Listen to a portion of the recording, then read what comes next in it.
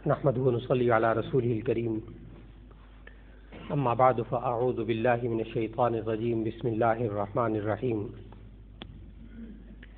لقد كان لكم في رسول الله أسوة حسنة لمن كان يرجو الله واليوم الآخر وذكر الله كثيرا صدق الله العظيم۔ اللہ رب العزت نے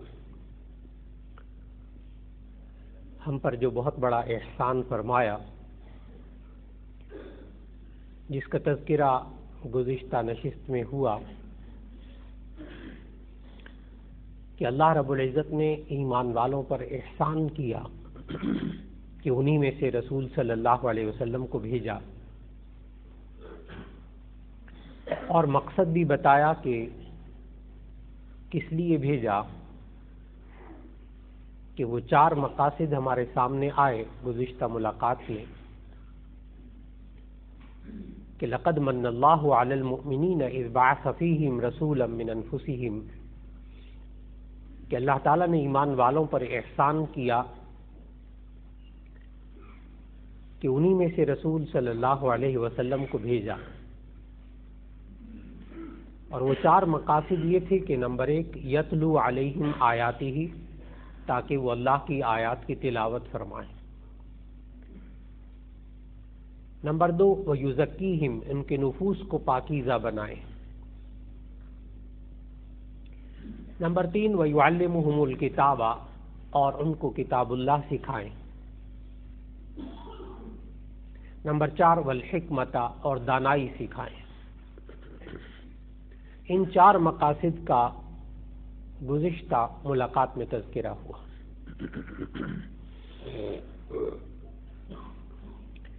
آج کے نشست میں عرض کرنا مقصود ہے کہ ان چاروں مقاصد کو ہم کیسے حاصل کریں، بس آج کا موضوع صرف اتنا ہے۔ ان چاروں مقاصد کو ہم اپنی زندگیوں میں کیسے لا سکتے ہیں، اس کا طریقہ کار کیا ہوگا۔ اللہ رب العزت نے سورۃ الاحزاب کی اس آیت میں جو تلاوت کی، اللہ نے توفیق دی بھی، اس میں اللہ رب العزت نے اس کا طریقہ بتایا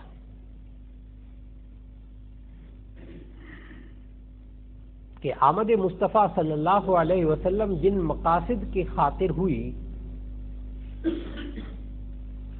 ان مقاصد کو یہ عام مسلمان کیسے اپنائیں، کیسے اس پر عمل کریں۔ اللہ تعالیٰ نے فرمایا کہ لقد کان لکم فی رسول اللہ اسوۃ حسنہ، البتہ بے شک تمہارے لیے رسول اللہ صلی اللہ علیہ وسلم کی ذات اقدس میں بہترین نمونہ زندگی ہے۔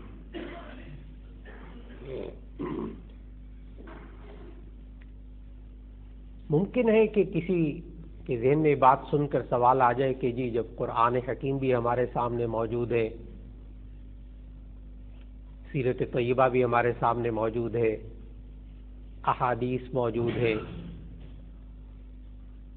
نمونہ زندگی آپ صلی اللہ علیہ وسلم کا قرآن، حدیث، سیرت طیبہ میں موجود ہے، سوال یہ ہے کہ پھر عمل کیوں نہیں کرتے؟ یہ بنیادی سوال ہے۔ یا عمل کیوں نہیں ہو پاتا؟ جب سب کچھ ہے موجود، تعلیمات بھی موجود ہیں، نمونہ زندگی بھی موجود ہے، پھر عمل کیوں نہیں ہو پاتا؟ اس کے لیے اللہ رب العزت نے اسی آیت میں ہمیں جواب بھی دیا ہے کہ البتہ بے شک تمہارے لیے رسول اللہ صلی اللہ علیہ وسلم کی ذات اقدس میں بہترین نمونہ زندگی ہے، لیکن کس کے لیے؟ رسول اکرم صلی اللہ علیہ وسلم کی ذات اقدس میں بہترین نمونہ زندگی موجود ہے، لیکن کس کے لیے؟ آگے آیت کا حصہ لمن کان یرجو اللہ والیوم الآخر وذکر اللہ کثیرا، جس شخص کے اندر یہ تین خصوصیات ہوں گی، جس بندے کے اندر یہ تین خصوصیات ہوں گی وہ بندہ اسوہ حسنہ سے فائدہ اٹھا سکے گا۔ یہ اللہ تعالیٰ نے خود ہی بتایا کہ لقد کان لکم فی رسول اللہ اسوۃ حسنہ، اللہ کے رسول صلی اللہ علیہ وسلم میں بہترین نمونہ زندگی موجود ہے، لیکن کس کے لیے؟ لمن، اس شخص کے لیے، لمن کان یرجو اللہ، اس شخص کے لیے جو اللہ سے امید رکھتا ہو، اور جو اللہ سے مایوس بنا بیٹھا ہو وہ کیوں عمل کرے گا؟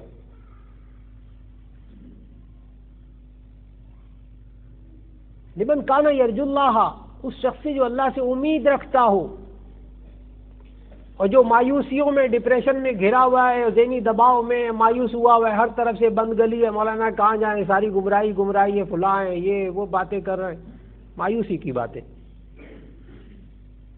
یہ قوم کیسے سیدھی ہو سکتی ہے، یہ قوم ہو ہی نہیں سکتی، یہ قوم ہے ہی ایسی، یہ ہے ہی مسلمان ایسے، مایوسی کی باتیں۔ معلوم ہوا اسوہ حسنہ پہ لانے کے لیے پہلے تو ان انسانوں کے اندر سے مایوسی کو نکالنا پڑے گا، اور اللہ کی امید اس پر آنا پڑے گا، اللہ سے مایوسی کو نکالنا پڑے گا ان انسانوں میں۔ لمن کان یرجو اللہ، اس شخص سے جو اللہ سے امید رکھتا ہو۔ ہم معاشرے میں پتہ ہے کس شخص سے امید رکھتے ہیں، کس ہستی سے امید رکھتے ہیں؟ جس کے بارے میں پتہ ہو کہ اس کے پاس پیسہ ہے، اس کے پاس عہدہ ہے، اس کے پاس طاقت ہے، اس کے پاس کوئی علم ہے۔ ایسی خواہ تھوڑے آپ کسی سے امید رکھتے ہیں معاشرے کے اندر۔ معاشرے کے اندر یہ انسان کسی سے امید رکھتا ہے تو اس کو کچھ سمجھ کے اس سے امید رکھتا ہے، یا اس کے عہدے کو دیکھتا ہے کہ اس کے اختیارات اتنے ہیں، اس کی پاور اتنی ہے۔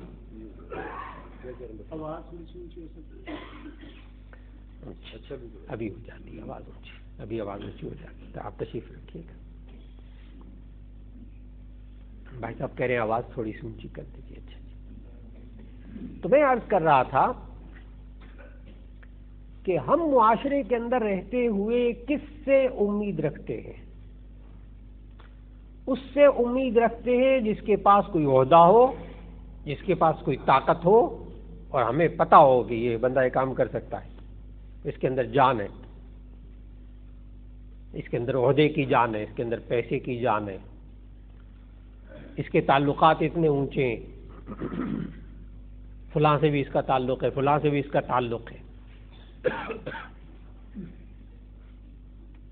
یعنی ہم اس بندے کی طاقت کو اگر سمجھتے ہو تو ایسی صورت میں ہم اس سے امید لگاتے ہیں، اور اگر بندہ ایسی خواہ ہو تو کوئی امید نہیں لگاتا، یہ کیا ہے، کر ہی نہیں سکتا کچھ۔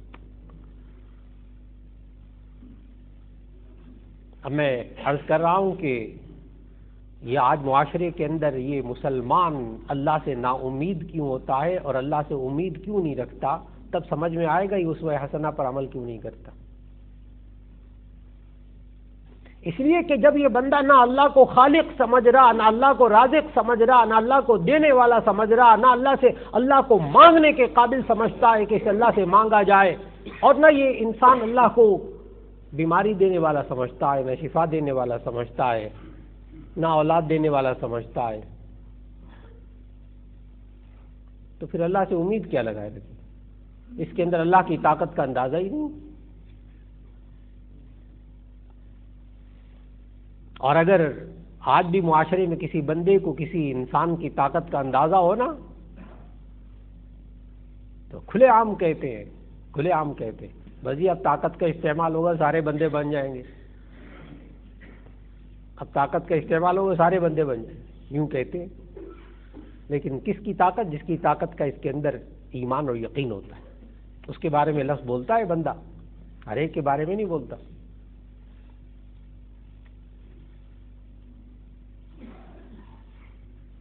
جب اللہ کی طاقت کا اندازہ ہوتا ہے پھر یہ اللہ سے امید لگاتا ہے، جب اللہ کی صفات پر ایمان ہوتا ہے اس لیے سب سے پہلے بندے کو اللہ پر ایمان پختہ کرنے کے لیے بہت کچھ کرنا پڑے گا.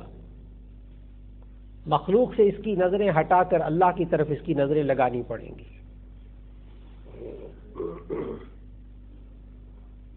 نمبر 2،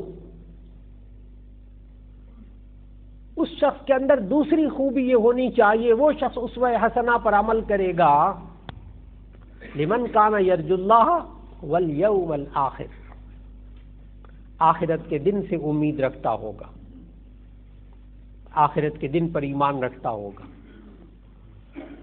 وہ شخص اسوہ حسنہ پر عمل کرے گا، وہ شخص آمد مصطفیٰ صلی اللہ علیہ وسلم کے مقاصد کو پورا کرے گا جو آخرت پر ایمان رکھتا ہوگا. اور جو آخرت پر ایمان نہیں رکھتا ہوگا وہ کہے گا مجھے حلال کھانے سے کیا ملے گا، مجھے حلال کھانے سے کیا ملے گا، حرام کماتا ہوں، اتنا سود کھاتا ہوں، اتنی رشوت لیتا ہوں، اتنا کھلا کرتا ہوں، اتنا پیسہ میرے پاس ہے، کھلا کے پاس کیا حلال حلال کرتا پھرتا. جب اس انسان کے اندر یہ بات آ جائے کہ مجھے میرے اعمال کا بدلہ آخرت میں ملے گا، میں یہ کام کروں گا تو مجھے اس کا بدلہ آخرت میں ملے گا، یہ اچھا کام کروں گا اس کا اچھا بدلہ ملے گا، یہ برا کام کروں گا اس کا برا بدلہ مجھے آخرت میں ملے گا. میں اسوہ حسنہ پر عمل کروں گا تو مجھے ملے گا کیا؟ آج اس انسان کو، اس مسلمان کو اس بات کا جواب چاہیے. میں اگر اسوہ حسنہ پر عمل کروں گا تو مجھے ملے گا کیا؟ اس کا جواب صرف اور صرف ایک، والیوم الآخر، آخرت کے دن پر ایمان، کہ میرے اعمال کا بدلہ مجھے آخرت میں ملے گا. آج میں سچ بولوں گا مجھے کیا ملے گا، آج میں امانت داری پوری کروں گا مجھے کیا ملے گا، آج میں نفرتوں کو ختم کر کے محبتوں کو دل میں پیدا کروں گا مجھے کیا ملے گا، آج میں دوسرے انسان کی مدد کروں گا مجھے کیا ملے گا.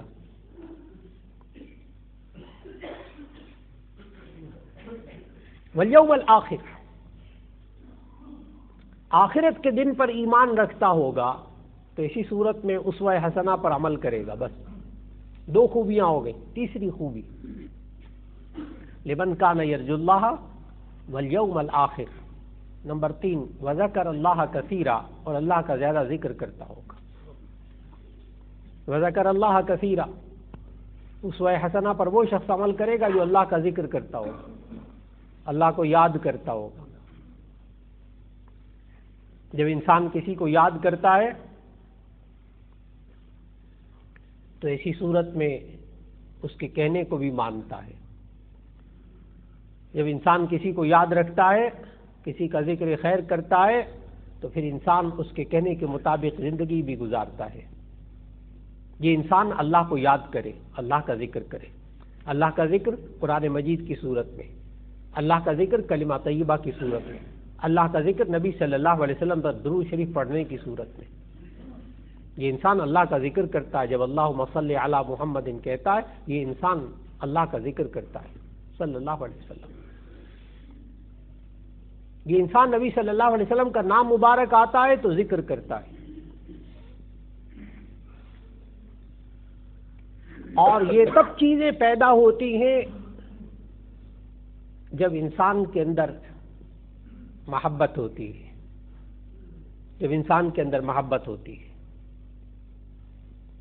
یہ محبت انسان کے اندر کیسے پیدا ہوتی ہے؟ محبت انسان کے دل کے اس میلان کو کہتے ہیں، اس جھکاؤ کو کہتے ہیں، اس کھچاؤ کو کہتے ہیں، اس کشش کو کہتے ہیں جو انسان کے دل میں پیدا ہوتی ہے. کبھی احسان کی وجہ سے، کبھی حسن کی وجہ سے، کبھی کمال کی وجہ سے، کبھی نوال عطا کی وجہ سے. یہ 4 چیزیں ہیں جس سے انسان کے اندر محبت پیدا ہوتی ہے. یا تو حسن کی وجہ سے محبت پیدا ہوتی. موضوع کو ذہن میں رکھ لیجئے گا، اسوہ حسنہ پر ہم عمل کیسے کریں. یہ انسان، اس کے اندر محبت پیدا ہوتی ہے 4 وجہ سے. یا تو حسن کی وجہ سے، خوبصورتی کی وجہ سے. خوبصورتی کی تعریف آج تک کوئی نہیں کر سکا، کوئی نہیں کر سکا، نہ رنگ کی وجہ سے نہ شکل و صورت کی وجہ سے کوئی معیار قائم نہیں کر سکا خوبصورتی کا۔ ہر انسان کے ذہن میں ایک معیار ہوتا ہے خوبصورتی کا، لیکن نبی صلی اللہ علیہ وسلم کی خوبصورتی، خود نبی صلی اللہ علیہ وسلم کی شان بیان کرنے والے حضرت حسان بن ثابت رضی اللہ تعالیٰ عنہ نے جس خوبصورتی کو ذکر فرمایا،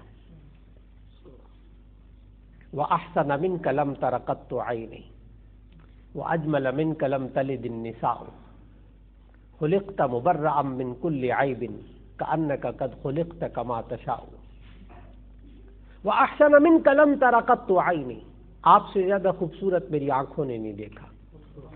وَأَجْمَلَ مِنْكَ لَمْ تَلِدِ النِّسَاءُ، آپ سے زیادہ خوبصورت کسی ماں نے نہیں جنا۔ خُلِقْتَ مُبَرَّأً مِنْ كُلِّ عَيْبٍ، اب دیکھیے گا حسن کی تعریف، خُلِقْتَ مُبَرَّأً مِنْ كُلِّ عَيْبٍ، آپ کو اس طرح پیدا کیا گیا جیسے ہر عیب سے آپ پاک ہیں۔ معلوم ہوا کہ یہ جو عیب ہوتے ہیں نا، یہ انسان کے اندر بدصورتی کو پیدا کرتے ہیں، اور جب انسان عیبوں سے خالی ہوتا ہے تو وہ خوبصورت انسان ہوتا ہے۔ خُلِقْتَ مُبَرَّأً مِنْ كُلِّ عَيْبٍ، آپ کو اس طرح پیدا کیا گیا ہر عیب سے پاک کر کے، کأنک قد خلقت کما تشاء، کہ آپ کو ایسے پیدا کیا گیا جیسے آپ نے چاہا، آپ صلی اللہ علیہ وسلم نے جیسے چاہا۔ حسن کمال کا موجود، آپ صلی اللہ علیہ وسلم کا حسن مبارک جسمانی، جس میں اطہر کا حسن اگر آپ حضرات مطالعہ کرنا چاہتے ہو تو اس پر حدیث کی بہترین کتاب ہے۔ آپ اندازہ لگائیے گا کہ صرف نبی صلی اللہ علیہ وسلم کے اس حسن و جمال کو بیان کرنے کے لیے محدثین نے کتابیں لکھی ہیں۔ اس کے لیے بہترین مستند کتاب ہے شمائل ترمذی، شمائل ترمذی، اور اس کا اردو ترجمہ اور اردو شرح آج کل مل جاتی ہے، شیخ الحدیث مولانا زکریا صاحب نے لکھی ہے، اور اس کا نام ہے خصائل نبوی، خصائل نبوی، عام بازار میں مل جاتی ہے اردو میں۔ یہ حدیث کی کتاب کی شرح ہے، اور انہوں نے ان صحابہ نے نبی صلی اللہ علیہ وسلم کی جو خوبصورتی کو بیان کیا ہے، ذات اقدس کو جو بیان کیا ہے، ایک ہے سیرت طیبہ، اس پر سیرت کی اور کتابیں لکھی گئی ہیں، ایک ہے نبی صلی اللہ علیہ وسلم کی ذات کے بارے میں آپ کو معلومات اگر چاہیے ہو نا، بال کیسے تھے، بال کیسے تھے، آنکھیں کیسی تھی، ناک کیسا تھا، ہاتھ کیسے تھے، پاؤں کیسے تھے، آپ کا تکیہ مبارک کیسا تھا، آپ کا بستر کیسا ہوتا تھا، آپ کا لباس کیسا ہوتا تھا، آپ کون سے کھانے پسند فرماتے تھے، پانی کس طرح پیتے تھے، کون سی قسم کا پیالہ استعمال کرتے تھے، آپ بیٹھتے کیسے تھے، اٹھتے کیسے تھے، بات کیسے کرتے تھے، آپ کے دانت مبارک کیسے تھے، آپ ہنستے کیسے تھے۔ یہ سارے بابوں کا وہاں میں نے ترجمہ کیا ہے، ابھی تھوڑے سے بابوں کا ترجمہ کیا، ابھی یہ باب قائم کیے ہیں، چیپٹر قائم کیے ہیں، اور اس چیپٹر میں وہ احادیث لے کر آئے ہیں، صحابہ نے بتایا۔ یہاں تک بتایا کہ نبی صلی اللہ علیہ وسلم کی داڑھی مبارک میں بال سفید کتنے تھے، یہاں تک بتایا۔ صحابہ اتنے غور سے چہرے کو دیکھتے تھے نبی صلی اللہ علیہ وسلم کے کہ انہوں نے سفید بال گن کر بتائے کہ کتنے بال سفید ہوتے تھے۔ جب انسان غور سے کسی کو دیکھتا ہے نا، اس کے قریب ہوتا ہے، اس کی ذات کو پہچانتا ہے، اس کے حالات کو پہچانتا ہے، تو اس کا حسن، اس کی خوبصورتی اس کے سامنے آتی ہے، اس سے محبت پیدا ہوتی ہے۔ میں نے عرض کیا اسوہ حسنہ پر کیسے عمل کریں، اس کے لیے آپ کو نبی صلی اللہ علیہ وسلم کی ذات اقدس کے بارے میں بھی مطالعہ کرنا ہوگا، حسن کو پہچاننے کے لیے، تاکہ آپ حضرات یہ بتا سکیں کہ نبی صلی اللہ علیہ وسلم کے اندر حسن کتنے کمال کا موجود ہے۔ یہ انسان محبت کرتا ہے ایک حسن کی وجہ سے، ایک احسان کی وجہ سے،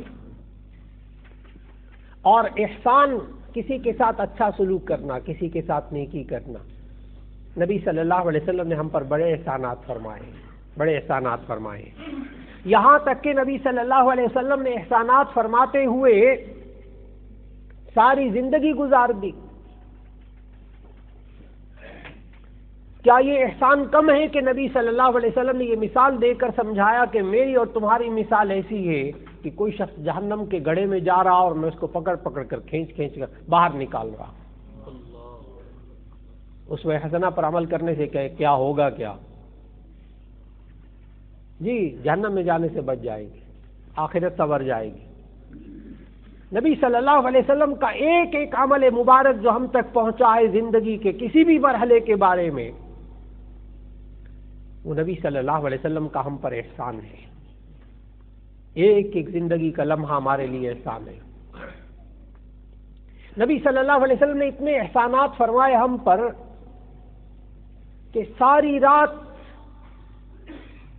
صرف ایک آیت پڑھتے ہوئے گزار دی. ایک آیت ساری رات پڑھتے ہوئے گزار دی. سورہ مائدہ کی آیت 118، یہ صحاح ستہ کی حدیث ہے جو میں عرض کر رہا ہوں. نبی صلی اللہ علیہ وسلم کے احسانات کو سمجھیے گا. سورہ مائدہ کی آیت 118 ساری رات بار بار پڑھتے ہوئے گزار دی. آیت پڑھ رہا ہوں، اس کا ترجمہ کرنے لگا ہوں. احسانات کو سمجھیے گا نبی صلی اللہ علیہ وسلم کے احسانات کو. یہ آیت پڑھتے ہوئے ساری رات گزار دی. ان تعذبہم فإنہم عبادک وإن تغفر لہم فإنک انت العزیز الحکیم. ان تعذبہم فإنہم عبادک، اے اللہ اگر تو ان بندوں کو عذاب دے گا تو یہ تیرے بندے ہیں، تو عذاب دے سکتا ہے. وإن تغفر لہم فإنک انت العزیز الحکیم، اگر تو میرے ان امتی بندوں کو اگر تو بخش دے گا تو بڑا زبردست حکمت والا ہے. احسان نہیں تو کیا ہے؟ ساری رات رو رہے ہیں کھڑے ہو کر امتی کے لیے، اور یہ امتی بے فکرہ، یہ امتی بے فکرہ، یہ امتی اب یہ سن کر کے نبی صلی اللہ علیہ وسلم ہماری شفاعت فرمائیں گے، صاف زبان سے یہ کہہ رہا ہو اور دندناتے ہوئے نبی صلی اللہ علیہ وسلم کی سنتوں کو، نبی صلی اللہ علیہ وسلم کے احکامات کو توڑتا پھرتا ہو معاشرے کے اندر. کیا یہ نبی صلی اللہ علیہ وسلم سے محبت کرنے والا انسان ہو سکتا ہے؟ محبت ہوگی تو پھر ایسی ہوگی کہ پھر نبی صلی اللہ علیہ وسلم نے جو کچھ کہا اس کے خلاف ایک قدم نہ اٹھاتا ہو. یہ ایک قدم نہ اٹھاتا ہو. نمبر ایک، انسان محبت کرتا ہے حسن کی وجہ سے. نمبر دو، احسان کی وجہ سے. نمبر تین، کمال کی وجہ سے. کسی کے اندر کمال ہوتا ہے تو انسان اس سے محبت کرتا ہے. یہ بعض نوجوان کسی کریکٹر سے محبت کرتے اس کی کمال کی وجہ سے، حالانکہ نہ اس کے اندر وہ حسن ہوتا ہے، نہ اس نے کبھی اس پر احسان کیا ہے. لیکن ایک ہے کہ اس نوجوان کے دل میں اس کا ایک کمال ہوتا ہے تو انسان اس کھلاڑی سے محبت کرتا ہے کمال کی وجہ. اس کے اندر یہ کمال ہے. اور جس ذات اقدس صلی اللہ علیہ وسلم کے اندر دنیا بھر کے کمالات موجود ہو، دنیا اور آخرت کے کمالات موجود ہو، انسان ان کی محبت سے کیوں خالی ہو رہا؟ معلوم ہوتا ہے اس نے نبی صلی اللہ علیہ وسلم کے کمالات کا مطالعہ نہیں کیا. اس لیے سیرت طیبہ کا مطالعہ کرنا ہوگا، اب سیرت نبوی کی کتابوں کا مطالعہ کرنا ہوگا. پھر اس کے بعد یہ انسان جب محبت کرتا ہے، اس کو محبت ہو جاتی ہے تو ایسی صورت میں اللہ رب العزت اس کو اطاعت کی توفیق دے دیتا ہے، بات ماننے کی توفیق دے دیتا ہے. اب اپنی بات کے اختتام تک پہنچ رہا ہوں کہ اسوہ حسنہ نبی صلی اللہ علیہ وسلم کی ذات اقدس میں بہترین نمونہ زندگی، ہم کیسے اس اسوہ حسنہ پر عمل کر سکتے ہیں؟ آئندہ نشستوں میں انشاءاللہ العزیز ترتیب سے زندگی میں جب انسان پیدا ہوتا ہے وہاں سے لے کر اور موت تک کے ایک ایک مرحلے کے بارے میں اسوہ حسنہ کا تذکرہ آئندہ انشاءاللہ اللہ زندگی دے تو آئندہ جمعوں کے اندر بالکل اسی طرح اسوہ حسنہ کا بیان ہوتا رہے گا کہ بچہ پیدا ہوتا ہے تو اس وقت نبی صلی اللہ علیہ وسلم نے کیا سکھایا، اسوہ حسنہ اس وقت کیا ہے. جب ذرا بڑا ہوتا ہے پھر کیا اسوہ حسنہ ہے. پھر جب ذرا نوعمر بچہ ہوتا ہے پھر اس وقت کیا سکھایا. پھر جب جوان ہو جاتا ہے پھر کیا سکھایا. پھر جب بالغ ہو جاتا ہے، بالغ ہونے کے بعد جب معاشرے میں قدم رکھتا ہے پھر اسوہ حسنہ کیا تھا. اور پھر اس کے بعد جب شادی ہوتی ہے تب کیا اسوہ حسنہ ہے، اور شادی کے بعد جب رشتے بنتے ہیں پھر کیا اسوہ حسنہ ہے۔ اللہ توفیق دے تو انشاءاللہ آئندہ نشستوں میں اس بات کا تذکرہ ہو سکے گا۔ اور آج کی نشست کا پیغام یہ آیت ذہن میں رکھیے گا کہ آج وقت کا بہت بڑا تقاضا ہے کہ ہم زندگی کے اندر اس بات کی فکر پیدا کریں کہ ہماری زندگی، ہمارے بچوں کی زندگی، ہمارے گھر کی زندگی، ہمارے بیوی بچوں کی زندگی، ہمارے ساتھیوں کی زندگی، یہ نبی صلی اللہ علیہ وسلم کے ذات اقدس کے اس نمونے کے مطابق ہونا شروع ہو جائے۔ جتنی ہو جائے غنیمت، جتنی ہو جائے غنیمت۔ اور اس آیت کو ذہن میں رکھ لیجئے گا کہ یہ ہوگا کب، یہ ہوگا کب کہ لقد کان لکم فی رسول اللہ اسوۃ حسنہ، کہ تمہارے لیے رسول اللہ صلی اللہ علیہ وسلم کی ذات اقدس میں بہترین نمونہ زندگی ہے۔ لیکن اس نمونے کو اپنائیں گے کب؟ جب تین چیزیں پیدا ہو جائیں گی۔ لمن کان یرجو اللہ، ایک تو اللہ سے امید پیدا ہو جائے، نمبر دو والیوم الآخر، آخرت پر ایمان پیدا ہو جائے، وذکر اللہ کثیرا، اور یہ انسان اللہ کو یاد کرتا رہے۔ یہ تین کیفیات انسان کے اندر آ گئیں تو یہ انسان اسوہ حسنہ پر عمل کرنا شروع کر دے گا۔ اس کو پتہ چل جائے گا کہ مجھے ملے گا کیا۔ میں آج جو کچھ ہو چکا، لیکن اللہ نے میرے گھر میں اگر اولاد دی تو میں اولاد کے پیدا ہونے کے بعد سے لے کر فوراً بعد انشاءاللہ اسوہ حسنہ کے مطابق اس کی پرورش کروں گا۔ اللہ کرے کہ آج باپ اپنی اولاد کے بارے میں یہ کہنا شروع ہو جائے، بیٹا میں نے تمہاری پرورش کی تھی اسوہ حسنہ کے مطابق۔ انشاءاللہ العزیز آئندہ ملاقات میں اس موضوع پر بات ہو سکے گی۔ اللہ رب العزت ہمیں ساری زندگی اسوہ حسنہ پر عمل کرنے کی توفیق عطا فرما دے۔ وآخر دعوانا ان الحمد للہ رب العالمین۔